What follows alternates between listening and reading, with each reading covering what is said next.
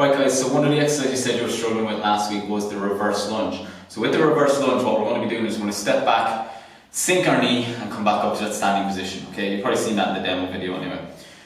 What we're looking to do is we want to give ourselves enough length in that step back that we are comfortable enough to get this back knee down, okay? So if you were to not give yourself much room, you'd step back like this and you'd sink, you're going to bundle up on yourself in here and there's not much room. So make sure you give yourself a nice enough step back and then sink your back knee, okay? Come back up to standing, alright? Also what you'll notice is my front knee, the leg that's at the front, is not going to travel too much, alright? So I don't step back and then lean into my front leg, okay? That can cause a lot of pain in the front of the knee, okay? So what you want to do, step back, sink that back knee and keep your weight on over your hips. Step up and back to front.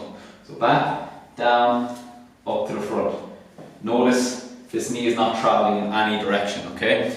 Another one, want to keep that stable, okay? You might have experienced this is when you step back, you're a little bit unstable, okay? Typically females, for example, have wider hips and they have what's called the Q angle here. So their hips down to their knee, it's going to be a little bit more prevalent in your in the stability of your knee. Gents, not so much, okay? But the main thing you want to do to prevent that knee from wobbling and keep it nice and stable is squeeze your bum muscle, okay? So the glute muscle, it's responsible, one of the movements is to rotate the leg out this way, okay? So if you squeeze your glute, what you'll notice is that this knee becomes a lot more stable. So when you step back, instead of it falling in like that, squeeze your bum, that knee becomes nice and stable. Step back, sink your knee, so you're contracting the bum muscles on the way up. Always maintaining that nice tight core to stay nice and stable throughout the movement. Okay, I hope that helps.